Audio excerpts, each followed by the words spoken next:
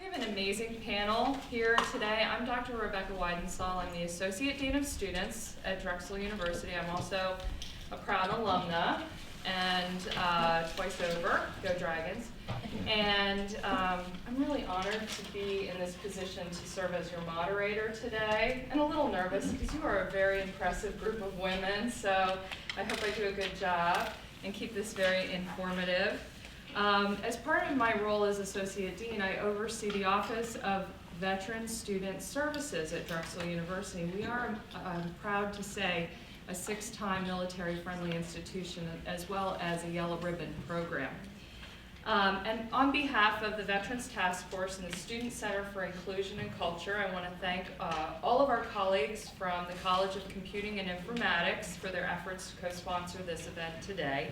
In particular, I want to acknowledge Jane Kelly, who's taking her seat at this time, along with Jen Lally from CCI, Angie Brennan from Steinbright, who could not be with us today, and also Lois Gavin-Legato for their contributions to today's program. We offer these programs as part of what we call DU Remembers Will You, and it's our educational campaign and a way for us to honor our veterans, their families, our employees who are veterans and who have served, and to really be a genuinely military-friendly community. On your way out, or on the tables here, you'll see some wristlets, and they're red, and they say, "DU Remembers Will You?" So please wear those in support of this campaign. They're great conversation pieces. And to learn more about what we're doing, just visit our website at drexel/veterans. So this vet-centric community has really rapidly grown over the last 4 years. And there are a number of entities that are helping us along, including the Veterans Task Force, the Veterans Planning Committee. If any of you are in the room, please raise your hand. Thank you all for your support. We also have a group called the Drexel Veterans Association, and they are the student organization on campus. We have an alumni group called the Drexel Veterans Alumni Network, and we have an emerging group called the Drexel University Veterans Colleague Resource Group. So if you're an employee of the university and you want to get involved with that, Rocky Rockstraw can certainly give you more details about that emerging group. I also wanted to mention our Army ROTC program, which has a robust group of cadets. I think they're up to about 90 right now under the leadership of Rich Zagadlo and his team. So this is a perfect college to sponsor an event like this with, and I want to acknowledge CCI under the leadership of Dean Fensky for establishing the Cybersecurity Institute, which was recently named one of the 6 academic partners helping the United States Army train reservists to become cyberspace professionals. So congratulations, CCI. What a difference you will all be making. And 2015, Women's, what we call Herstory Month, has just been happening on campus. It was wonderful. We had actually 10 different events, and so this event today was part of Women's Herstory Month. And I wanted to thank Tatiana Diaz from the Student Center for Inclusion and Culture for including us in your series of programs on campus so that we can tell this important story. And in case you didn't know, March began as Women's History Month since 1987 when it was recognized by Congress. And it really emerged out of a long history, including International Women's Day in 1911, and the Women's History Week, which started in '78. So each year there is a theme, and this year's theme is, believe it or not, maybe you don't know this, but weaving the stories of women's lives. And we all know that women have really played an important role since colonial days and have contributed much to the development of the American way of life. And that also includes the national defense of this great country.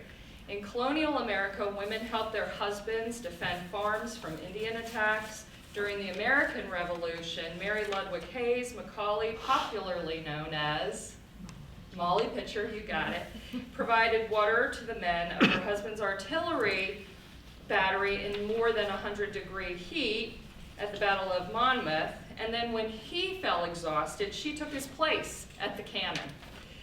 And then in subsequent American wars, women served as clerks and nurses and cooks in more, traditional roles, but then they emerged and became civilian spies during the Civil War.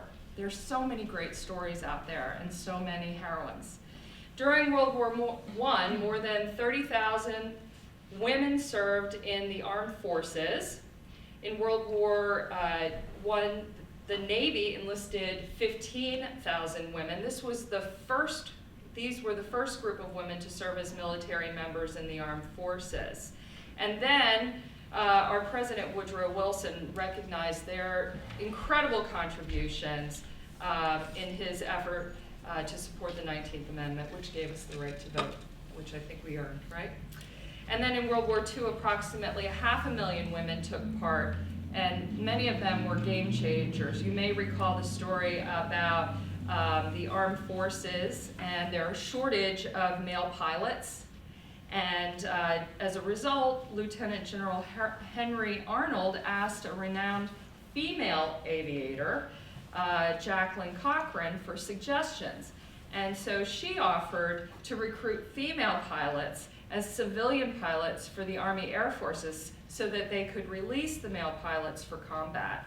And those contributions were not only unprecedented, but they were game-changing. So about fast-forwarding,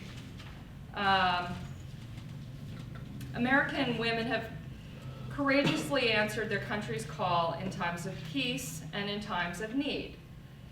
I mentioned the case of the WASPs as just one example of how women have made progress in service to this country. Every American should be grateful for their service and give them a hard-earned recognition they deserve.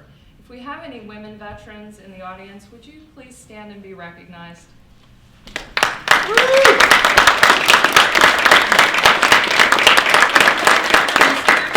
Did you know that there are almost 2 million women veterans? During Korea, there were 120,000 women in uniform, and 7,000 were deployed during the theater of Vietnam. During Desert Storm, 7% of the U.S. forces deployed were women. The accomplishments of women who have voluntarily served are truly remarkable, honorable, and a source of pride, especially the women who are Drexel Dragons. Over 300,000 women are in the military at this point, on land, on sea, in the air, and on space missions. Over 230,000 women have served in the Middle East since 2001, and over 650,000 have been wounded.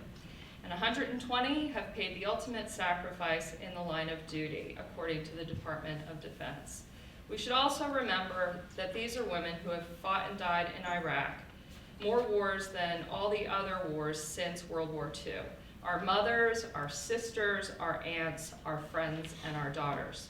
So during this Women's Herstory Month, it is so fitting but essential that we, the Drexel Dragons, pay homage to these remarkable women who are part of our nation's history, our nation's security and humanitarian missions, and part of our nation's defense industries and government agencies. Their stories are so important, and 4 of them are here today. So let me introduce them. I want to start with Kate Castle, who's at the end. She is currently studying nursing here at Drexel University. She originally comes from Chester County, Pennsylvania. She served 10 years active duty in the United States Army as a combat medic. During her time in the military, she deployed to Afghanistan, Iraq, and Kosovo. And currently, she's a senior in the nursing co-op program here at Drexel and will graduate in June. You're ready, aren't you? Kate enjoys serving women during their pregnancy as a birth assistant. and is working towards becoming a nurse practitioner in women's health post-undergraduate. Kate is active in the Drexel Veterans Association, the nursing student community down at the CNHP campus, and she's on boards and a part of so many initiatives. I see her on the go constantly. She has recently presented also at the NASPA Veterans Conference in Louisville with Professor Karen Holt, who is also Drexel faculty and veteran. So you are doing great. It's good to see you. Thanks. And then we have Tiffany Didak here, and she's actually on our Veterans Task Force as well. She's currently the Military Enrollment Counselor at Drexel University Online. She assists military students and veterans through the enrollment process, as well as answering questions about applying and using benefits, which is a big job, an important job. I know that Tiffany is also a certified level 1 CrossFit trainer. Like most military personnel, they are true athletes at heart, right? Keeping that up. She's also a freelance actress, singer, model. She has served in the Army, in the reserves for 9 years, and now National Guard. And she's finishing her thesis presently in National Security Studies at American Military University, and she's been accepted, congratulations, at Drexel University's online Continuity Management Certificate Program. So welcome. Now for our alumni. Kathleen Kirk. Welcome back, Kathleen. It's great to see you. Kathleen is the Vice President of DSA Strategic Solutions Group, Program Manager. She is U.S. Army Program Executive Office Command, Control, and Communications, Tactical and Military Technical Solutions Office. And she also functions as the Program Manager for the U.S. Army Program Executive Office Command, Control, and Communications. She leads the developmental team that creates MillSuite, a DoD-wide secure social networking solution that currently has more than 500,000 users and includes MillWiki, MillBook, MillTube, and MillBlog. Kathleen also leads the team that implemented one of the largest SharePoint instances in the Army. Kathleen has worked on many Army projects and has received numerous awards, including the Army Knowledge Management Award, Government Computer News Honorable Mention for Outstanding Information Technology Achievement, Army Knowledge Management Award for Technology for MillSuite, as well as for the Process and Technology for Single Interface to the Field System and MillSuite. All of you CCI folks are probably getting this. It's admittedly pretty sophisticated stuff. Also, Army Knowledge Management Award for Knowledge Management and Battle Command. Welcome. Thank you. And finally, alumna, Kristen Mays. Kristen graduated in 2009 with a BS in Information Systems. She is presently at PricewaterhouseCoopers in advisory security. She is a manager in cybersecurity and privacy, and she works here in Philadelphia and lives here in Philadelphia since 2009. And we're neighbors. We just realized we are neighbors. What a small world, right? So she served in the U.S. Army Signal Corps as a communications security specialist and consulted in several industries, including financial services, telecommunications, and entertainment and media. She specializes in information security strategy, security matrix, key risk indicators, and executive communication of security program effectiveness. Kristen is an information security professional with a unique combination of leadership skills, technical and regulatory knowledge, and business acumen. She serves as the Vice President of the International Information Systems Security Certification Consortium here in Philadelphia. So now it's your turn to talk, and I'm ready to listen, just like everyone else. You have so much to share.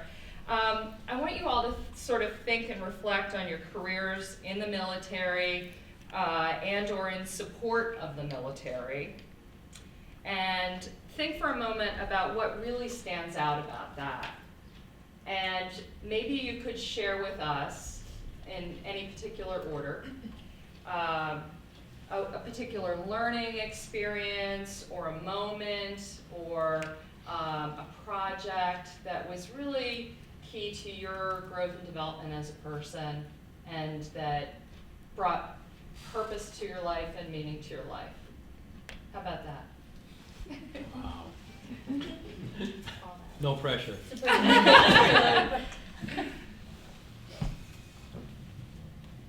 Well, I'll start, I guess, and combine that with the experience at Drexel, especially for the students.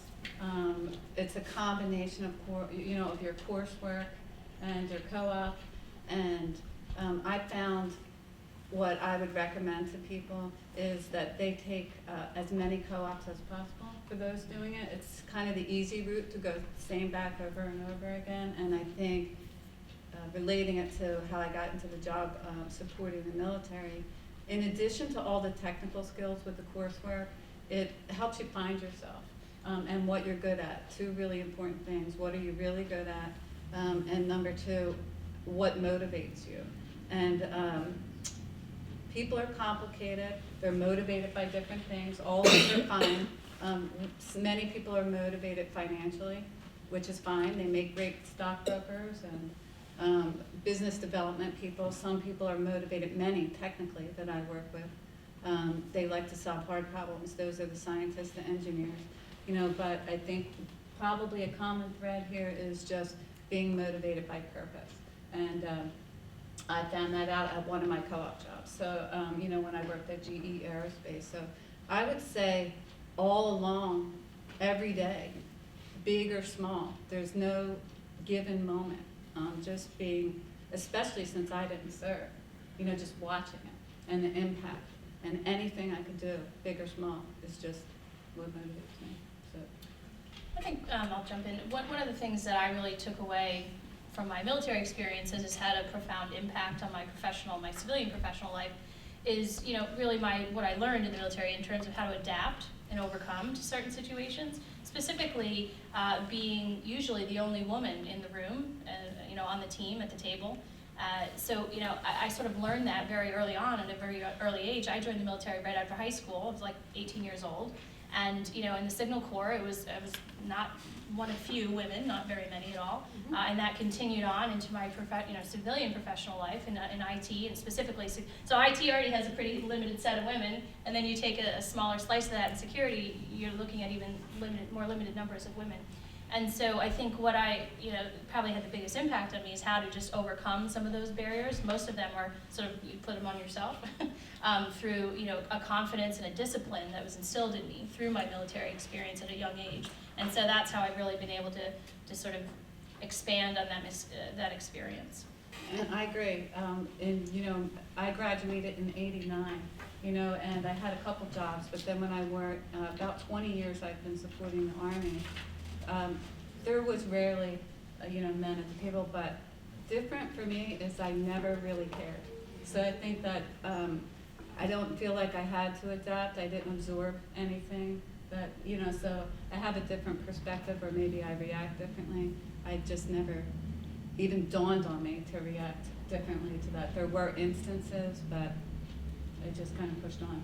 I think I'll add on to that. Basically, the barriers of being the only woman in the room, you learn to kind of get over the fact that people are going to judge you. People are going to look at you like, oh, you're a female, or oh, you're a woman, you can't do that, or they'll look at you, do you need help, can you do this? So just kind of adapting to general stereotypes, whether it's in the military or when you come out, just kind of, getting over it. And if somebody does kind of give into that stereotype, or someone does approach you like, oh, well, I get a lot like, oh, you're a veteran?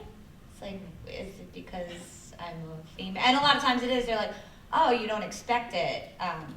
There was a story recently, I don't remember where it was, but a female veteran had parked, I guess, in a veteran space. I don't know if anyone heard about the story, but parked there, and somebody, a veteran, left a note on her car saying, you know, this space is reserved for veterans. I think it said real veteran. Yeah, real veteran. And she was like, I served, I don't remember where she served in, but she served in one of the branches, and I think she was deployed, and she's like, I am a veteran. But he saw that this female had parked there, walked away, and assumed, oh, well, So getting over stereotypes like that, basically. And also, you know, teaching our young women to reduce that stigma and saying that it doesn't matter if you join the military or what route you pick, you know, you're still a part of that team. It doesn't matter what gender you are, and I think it needs to be like breaking down that stigma and that stereotype at a younger age. Well, to add to that, it goes beyond women. You know, it's kind of any stereotype, and you would think originally that you thought, well, this will end when the next generation comes up, and this will end, we'll just die off, and that, you know, everything's going to be fine, but it's not. I mean, my son is going to college next year, so I had that whole experience of him growing up, and I don't think he would mind me saying this because it was a long time ago, but at one point he said, well, Mom, boys are smarter than girls.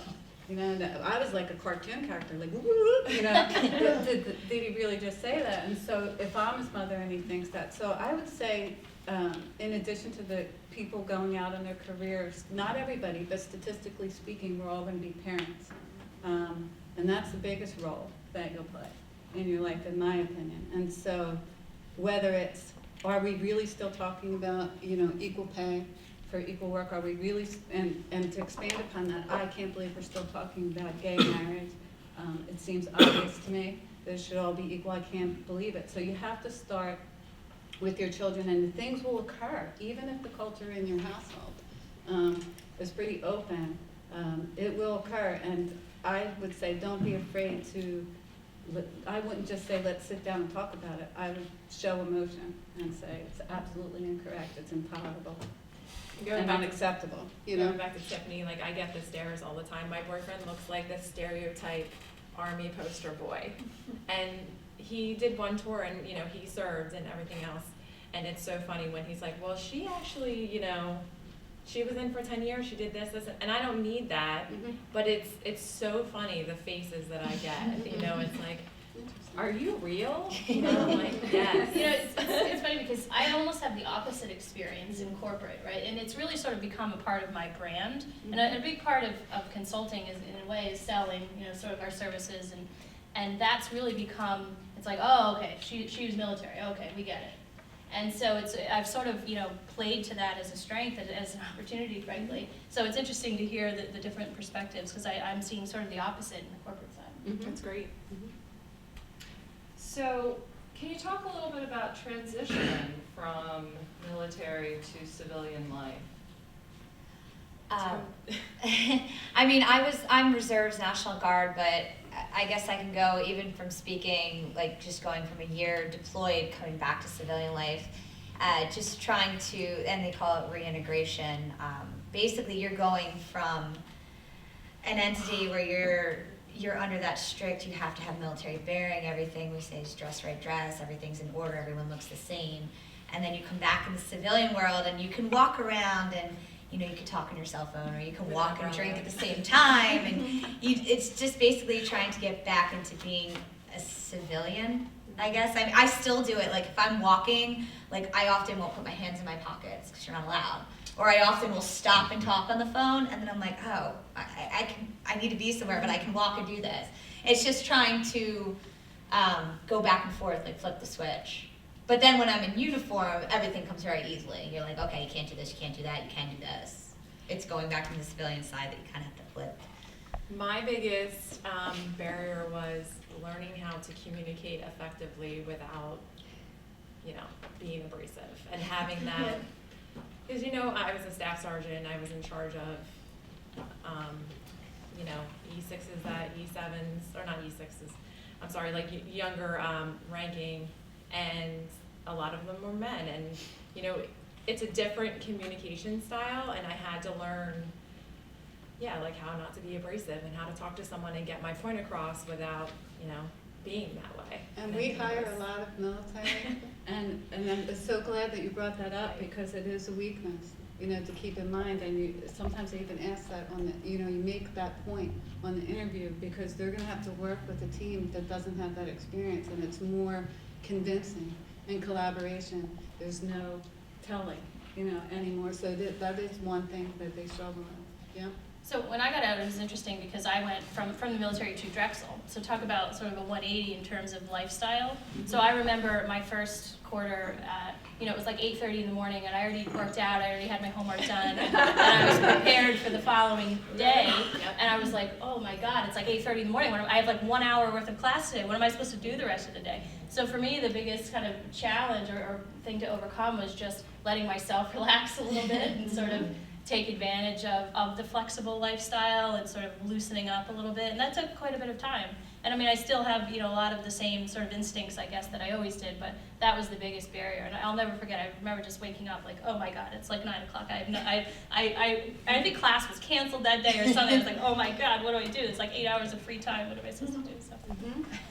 Prepare for the next 2 weeks. The one thing too is, you know, my peers are 10 years younger than me, and being able to relate, and their first world problems are their first world problems, and maybe I can't relate because I went to a country that doesn't really have running water all the time, and maybe have one road, and you know, like I see things differently, and that's okay too, but being able to be sympathetic in that way and say, I see where you're coming from, and then in a therapeutic way say that there's a bigger world out there. Right. So that was definitely. So I'm curious to know, and this wasn't sort of a prepared question, but you know, the tenacity that it takes to work in the fields that you've worked in, you really rely on community, right? And I'm wondering if you can sort of reflect a bit on those communities and maybe some significant mentors in your lives. You know, were they women? Were they men? And just talk about those relationships and the relationships that you've forged, and how significant they've been. Yeah, I'll start. I mean, I think we all have a number of mentors and coaches, and they're different, right? Or ambassadors, however you want to call it. And I recall actually a captain who I was close with, that I was working with. I was enlisted, but he was my signal captain. And he was the one who really sort of encouraged me, or I'd say empowered me to get out of the military, ironically. And it was a very sort of interesting time in my life, and I you know, went in thinking, oh, this is for me, 20 years, lifer, no biggie. And then I sort of realized that it maybe wasn't the right lifestyle for me, and I had different choices and opportunities. And at that point, I felt so sort of loyal and committed to the Army as a whole that I thought, no way, I can't turn my back on my team, my friends, you know, all these things, or the community. And you know, he was really the person who kind of, to your point, said, you know, there's more out there. In a way, the military is interesting because it is sort of a bubble, right? I remember, talk about transition, I remember when I got out, you know, I didn't know where to go to the dentist. Or I didn't know how to get my taxes done, because everybody went to the same dentist, everyone went to the same doctor, everybody went to the tax. So it was like, that was a big sort of transition for me too, that there's more to it than just sort of this safe, well, you know, quote unquote safe bubble of the military and the structure. So he was the one who really sort of encouraged me.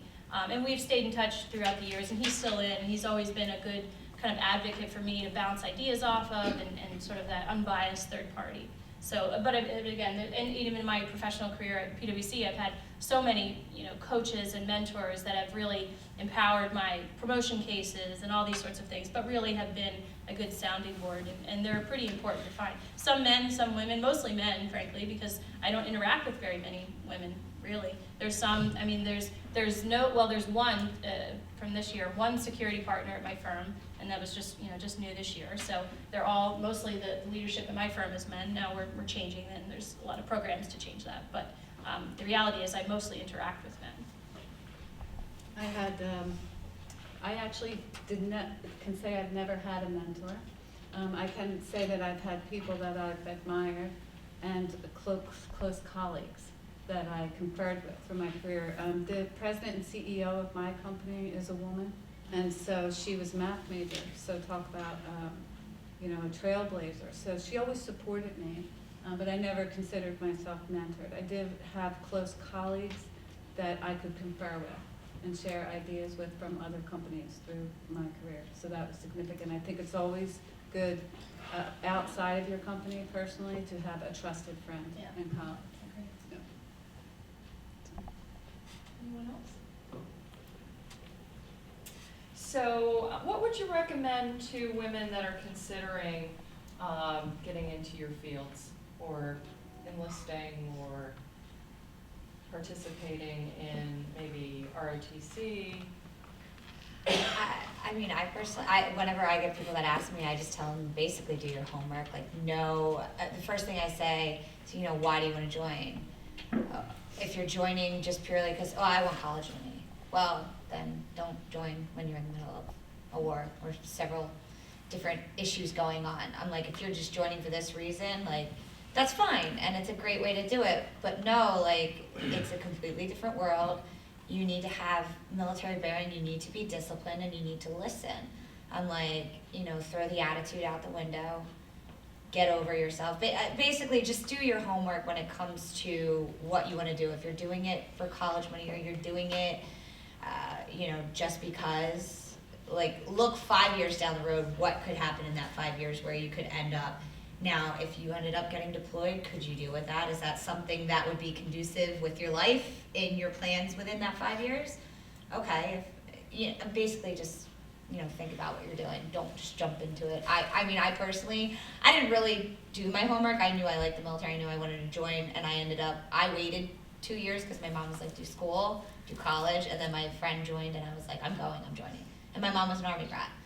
So, and I ended up loving it, and she's like, I knew you would love it, but, you know, everyone's not the same as me. Like, some people need to do their homework and need to figure out what the military life actually is like, whether it's reserves, guard, active duty. Like, they need to figure out what the military life is like and what their civilian lives are like, and is that conducive for them.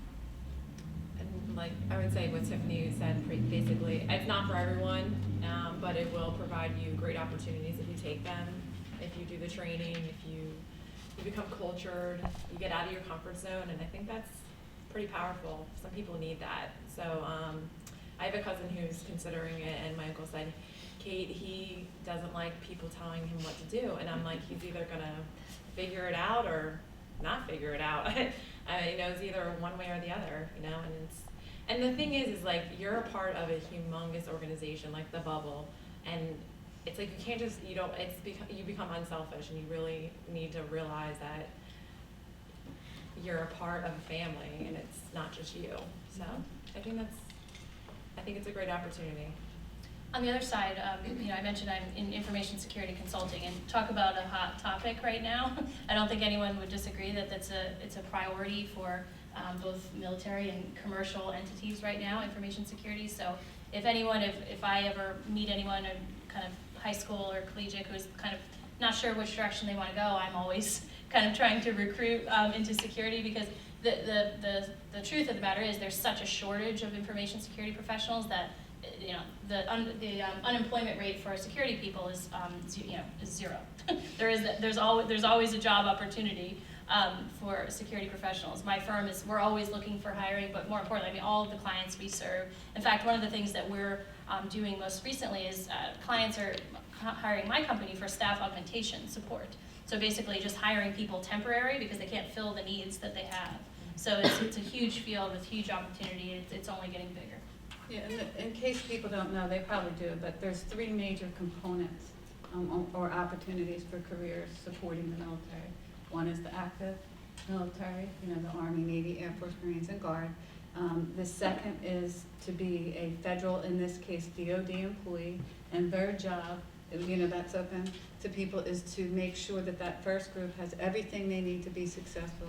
And then the third, where I fall, is in industry. So when the military and the federal workforce determine what they need, you know, a gap, and what the warrior needs out there, they reach to the expertise of industry most times. So that can be anything from helicopters, ammunition, you know, in my case, IT systems. And those systems can be either for business application or actually fielded to the tactical battlefield. So the majority of people probably would take that latter route, you know, coming out of Drexel. So there's a lot of opportunity there in industry, and you're combining your technical expertise with something that's meaningful, and yet you're not a hero, you know. So, but you still get to feel like in any way, can I help? You get to go home and feel that, but in a safe way. So. That's a great point. Mm-hmm. So I wanted to make sure that we had some time for our audience to ask some questions and interact with our panelists. Is there anyone that? So I think over here. Rocky?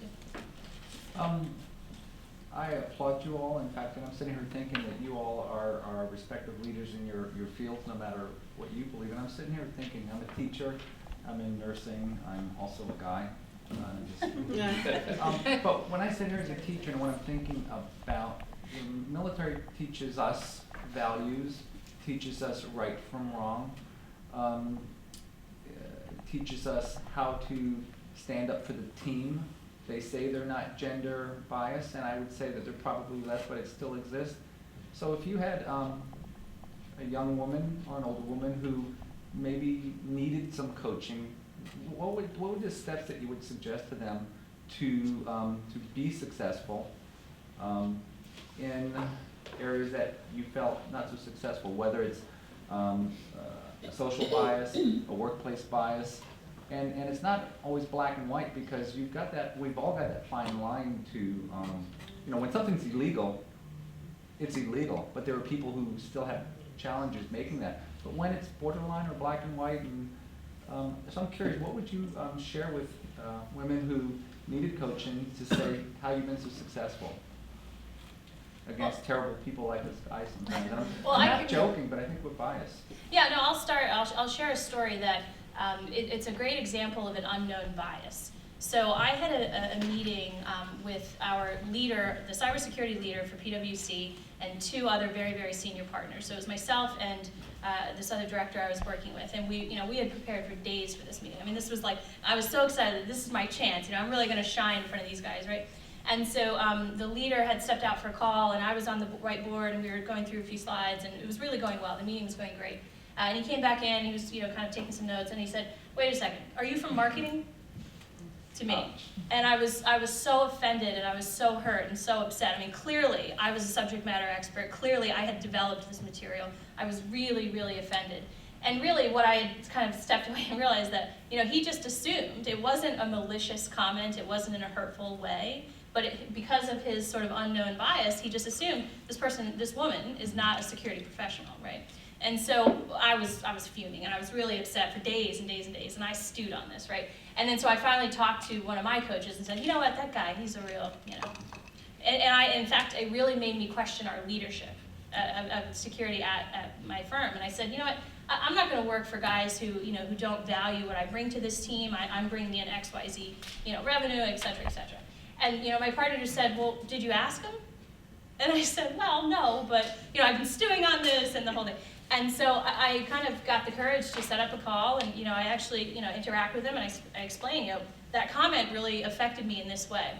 And he was very apologetic, and he was very interested in how he could sort of change the behavior in the future. And he's since sort of enabled and enacted a number of things against or with his partners, and really kind of from a top-down perspective.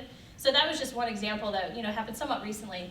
But I think the lesson and what I tell all my coachees now is that sometimes, especially in with the unknown bias, it really just pays to tell people, and you have to have that courage to do so. And also just really it's just that self-confidence to kind of stick up and say, look, something's not right, and here's why I think that. So that's really really what I try to tell my female coachees specifically. But you're right, it's a tough line, because sometimes it's not so innocent. Sometimes it is more direct, or even grossly unprofessional, or really crosses the line.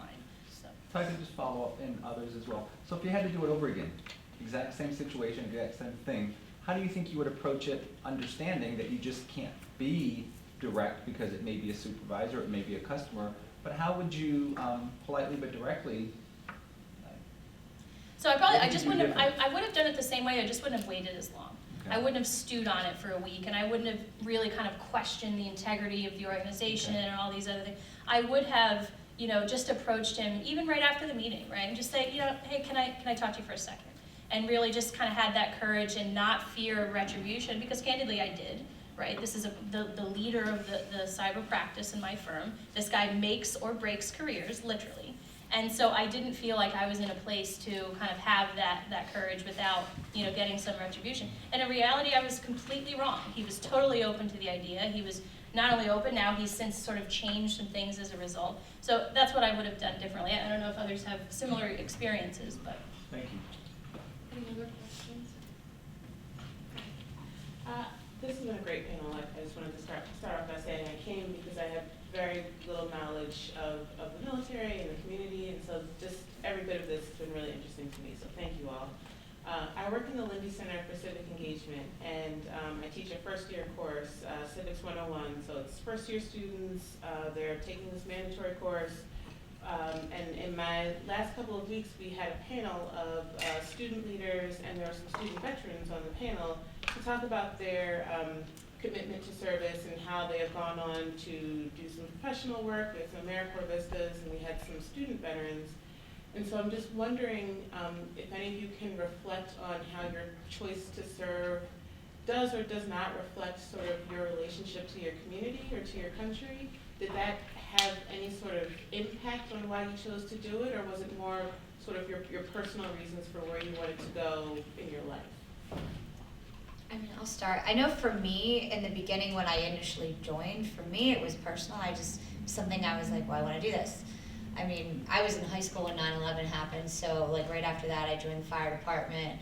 I started working with the community and kind of got into the idea, okay, I like the whole police thing, and I like, oh, let me do military. And so to start out it was personal, but then getting out of the, well, still in the military, but getting out of active duty and deployment and stuff like that, coming back civilian side, it kind of changed to I want to help, not necessarily my community as a whole, which of course I do, but veterans in general, which actually led me to doing the military enrollment here. Like I love working with all my students, because I do work with students that are not military, CCI, good one, everything like that.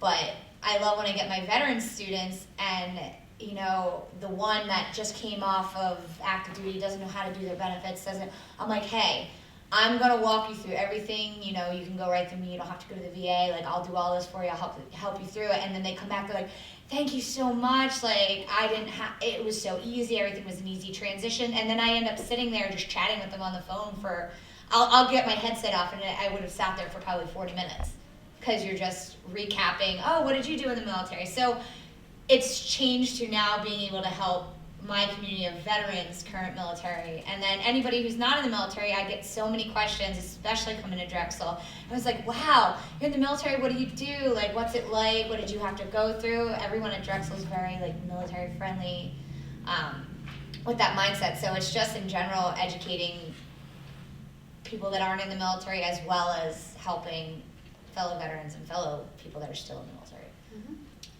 I think also, did Jose show up to that? Yes. Oh, I had class at that time, I apologize, I really would have liked to be there. I'm glad you had that represented, because he's awesome. I guess going back to your question, I was 18, went in the military, and it was before 9/11. I did not know what I was doing. My parents were like, why are you going in? So I don't know, rebellion, or I just wanted a different scene. So went to Germany. I was in Germany when 9/11 happened.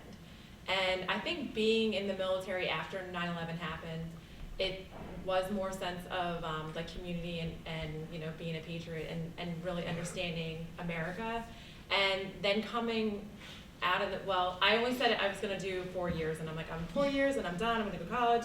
And then 10 years happened, and my dad's like, what are you doing? So, and I get out, I go come back to Drexel, a little lost for a couple of months prior to coming to Drexel, because that transition, going back to that question, is who am I? Why am I not connected to some big entity? Where do I fall in this population? I'm no longer Staff Sergeant Castle, I am just Kate Castle, you know? So that was hard for me, and I see that in a lot of students coming into Drexel, or they're at that point, and a lot of people want to be involved, but they're not ready. And I think that's something to be considerate of too, because I have 2 very close nursing students who are veterans, very happy to say I'm a veteran, but are not ready to be a part of that veteran community. So to be considerate of that, I think. And then one of the reasons, you know, looking back and serving in the military, in the medical capacity, I want to give back in that aspect to underprivileged women who need support during labor, or so that's I kind of found my niche in serving another aspect, and people appreciate that because they know you get it, you know. So and you don't need anything in you know reciprocated. Like it's just I want to serve. So. Yeah, I mean, I had, you know, people always ask that, right? Like, why did you decide to join the military at whatever point in your life? And for me, it was also, you know, it was interesting. So I have 2 older sisters, both of whom, you know, took very traditional routes, went to school, you know, businesswomen, successful, the whole night.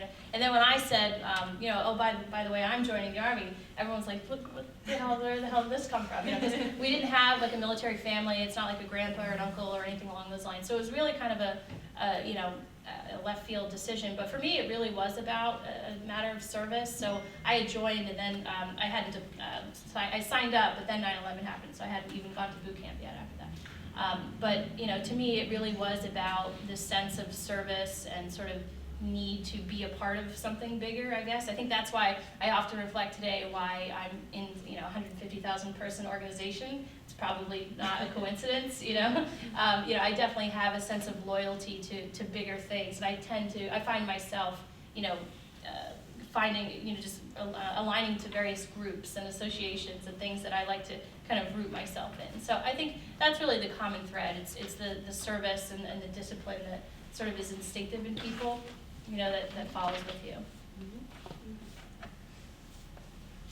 Any other questions? Can you describe how your training in the military led to your ultimate choice in education and then your career choices? Well, I was in Baghdad ER in 2003, and one of the reasons, I didn't know, I thought I wanted to be communications officer or something, I don't know why. But, I mean, it's a great field. But I just was like, I'm gonna do communications. And then I saw the way that the nurses, basically, if anybody knows like how NCOs are, non-commissioned officers, like they're the backbone of the military. Like it's in our creed. So the way I feel about nurses in the military, they run everything. And like the doctor's like, okay, you know, like they run everything. And it was amazing to see that. And I was like, I want to be a part of that. So I think it was just a good transition to come from being a combat medic to becoming a nurse and doing that on the civilian side. Yeah, for me it was a pretty clear-cut path as well. So I was Signal Corps, but then I had taken a special focus in communication security. So I was the ComSec custodian for my unit, and I really had a knack for sort of cryptography, and I was really interested in defense in depth and the layers of security. And then so when I got out, you know, and I actually got my co-op through PwC here at Drexel. And I thought, okay, and I had, you know, a bunch of different co-ops to choose from, but this was the only kind of security-specific one. I thought, here we go, perfect. And I always sort of thought I would just end up at a Lockheed or one of the defense kind of contractors. And then when I realized that, you know, there was other more commercial entities, I guess, that focused in information security. And in fact, for me, it was sort of aligned more to what I wanted to do around governance and sort of overall communication and security strategy and so forth. And so, you know, it was a very, very easy transition.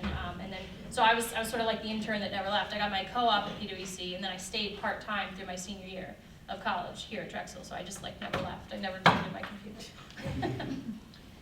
I know for me, initially, I had the idea in my head when I first joined the military. I'm like, okay, I want to go, like, I'm going to be a cop. I'm going to do criminal justice degree. I'm going to go be a cop somewhere. And that's what I want to do. And then when I got out and, you know, I was testing and, you know, going everywhere, and they're like, okay, well, you know, you need to pay to put yourself through an academy, something like that. I'm like, well, I need to look elsewhere, at least just to see what kind of openings there are.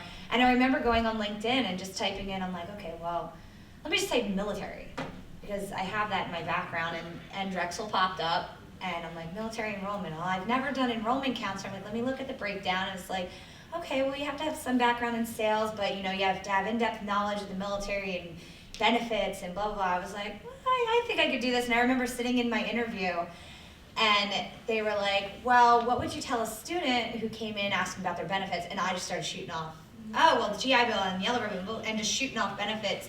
And I think they were just kind of like, okay, and I realized, I'm like, wow, I actually know more. I know more than I thought I did. Like, I didn't think I really knew anything besides my general experience. I knew I didn't want to deal with the VA. I knew to get anything done, you had to do it yourself. I'm like, wow, you know what? I can actually work with people that are doing the same thing I did 5 years ago. And instead of them having to go to Google and typing in everything, just figuring it out, I can do it and just basically walk them through it, save them the time and the hassle of having to go through all the red tape. And I'm like, wow, you know, I could really do something in this area. So it kind of turned me on to the fact of, you know, benefits or possibly working with the VA, just something working with veterans and the military community, just basically to help people that were me at some point in time along my career. One last question? Sure. I'm Aaron Zoma, I'm a professor. Thanks, Rebs, for putting this together. Rebecca always has her finger on the pulse of what's going on. I teach military psychology. I have veterans, active duty ROTC, and psych majors in my class. Talk from PTSD to combat operations. But what the women are mostly interested in is how they had to navigate the landscape of gender bias in the military. And it's really a paradox because the armed forces are charged to defend our way of life, which is democracy, yet within their own ranks, they're really not democratic. And I think one way to change that are people like me, men advocating real change. The men have to step up and not allow this to happen. Question to the panel is, what do you tell men in power or boys who are going to school about shared leadership with men and women that they need to address? That's a good question. I mean, I think I'll go back to the example I shared earlier, right? With the senior partner who I had confronted, and he was really, you know, he thanked me in a way. And so I think, you know, the only way to kind of move the needle on this is to communicate and to talk about it, and to make it not so, you know, kind of faux pas. Or I'll tell you, actually, there's another story. Sort of earlier in my career at PwC, I had gotten some coaching that I was a little bit, you know, because at our firm it's very much about your brand and how your sort of perception of how others perceive you and so forth.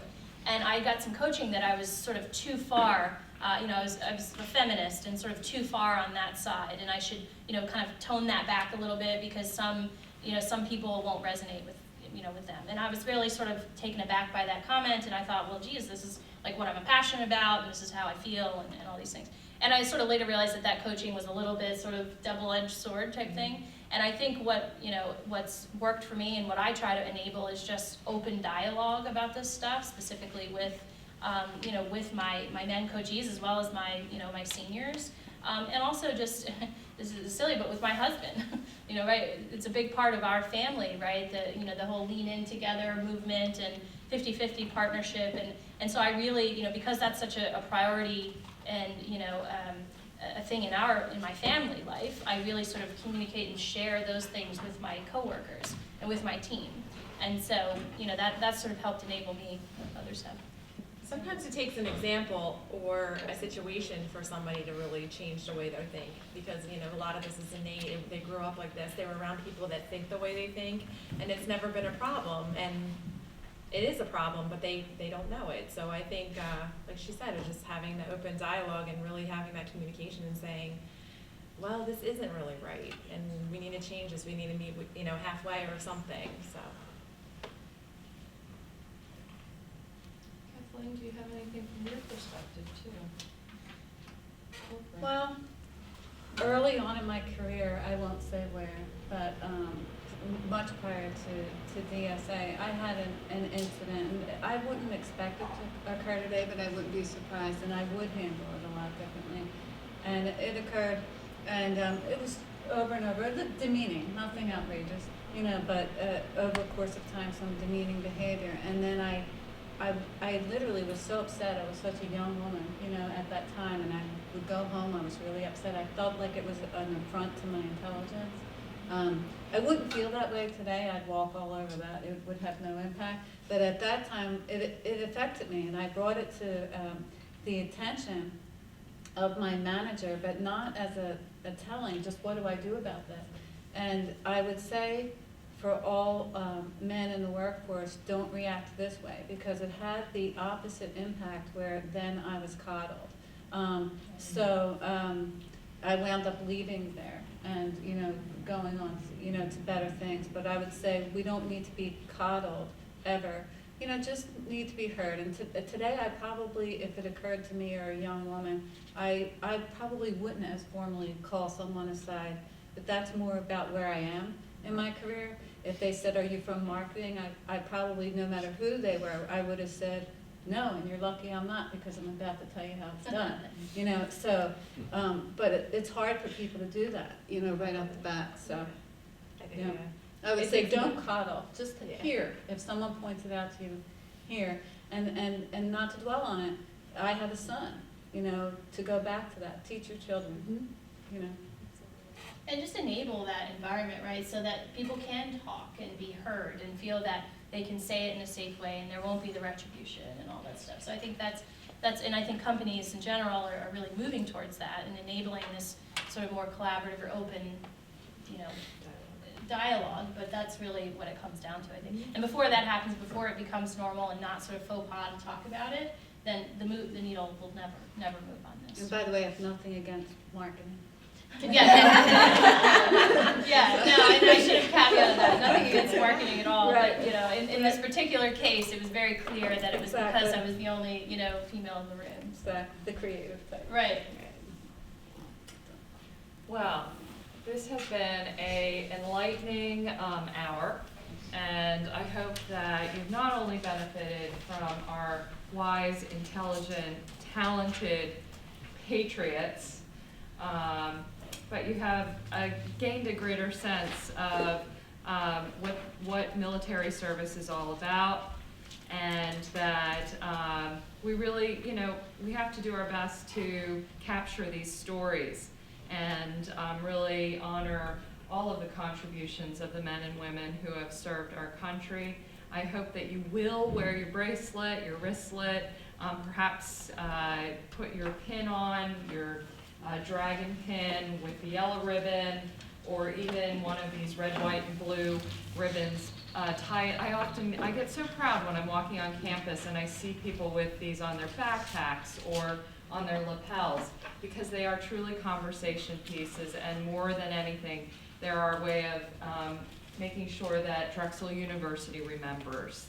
And so I invite you all to stick around, rub brains with the panelists. You can get to know some of the Drexel Dragons and enjoy the delicious food. And thank you all for being here today.